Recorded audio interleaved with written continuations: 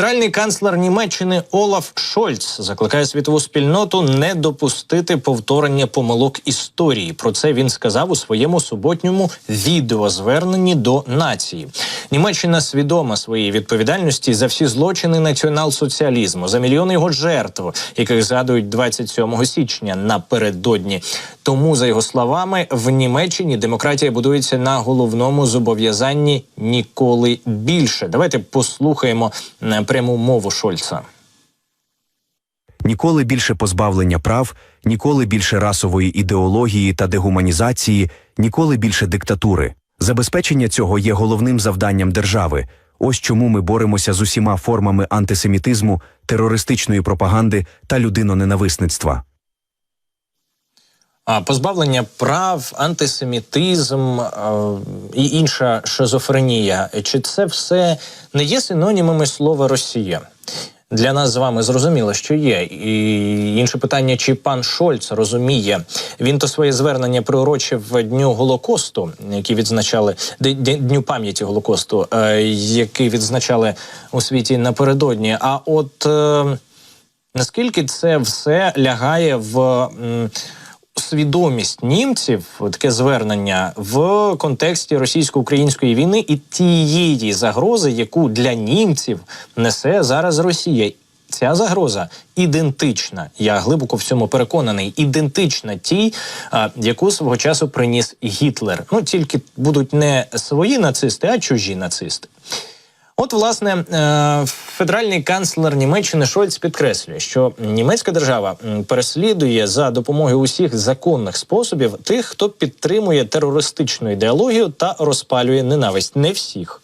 Не всіх. Вони ще не дали Тауруси для того, щоб цих терористів ми переслідували, навіть не вони, а ми переслідували за них на території Росії. Далі, каже, демократія сильна, коли має підтримку громадян. Вона потребує підтримки, коли опиняється під загрозою. Шольц нагадує, що з'являються повідомлення про нові мережі неонацистів, про те, що праві популісти отримують підтримку, граючи на поширенні страхів та ненависті серед німців, серед людей взагалі.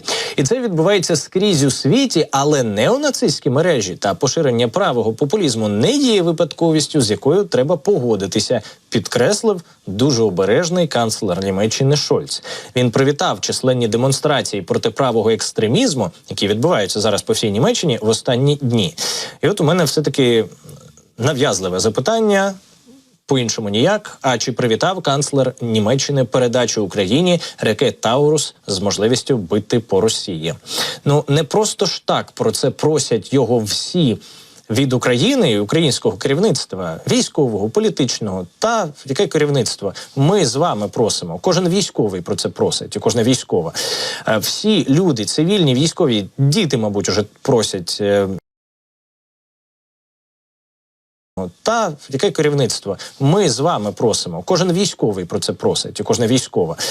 Всі люди, цивільні, військові, діти, мабуть, уже просять. Ну і навіть просить німецька, уявіть собі, опозиція канцлера Шольца. Але це запитання риторичне щодо того, чи привітав канцлер Шольц передачу Таурусу. Поки бачимо, що поки що, на жаль, ні. А от збір, який ми зараз проводимо, він цілком реальний, на відміну від риторичного запитання. Фонд 24 продовжує збирати на 2 мавіки для 67-ї бригади. 440 тисяч. Значення мавіків неможливо переоцінити, і при цьому неможливо переоцінити вашу допомогу. Ми вже майже половину, здається, збору закрили. Ні, третину, трохи більше третини ми закрили. 440 тисяч, з них 34% уже позаду. Я, як і обіцяв, задонатив у перерві між ефірними годинами. Закликаю вас, якщо ви не встигли тоді цього зробити, або в попередній ефірній годині зробити це зараз. Зробити це можна за QR-кодом, або ж перейшовши на наш сайт через посилання fund24tv.ua, або просто загугливши нас, от, власне, у Гуглі. Напишете «Фонд 24» і одразу ж потрапите куди потрібно.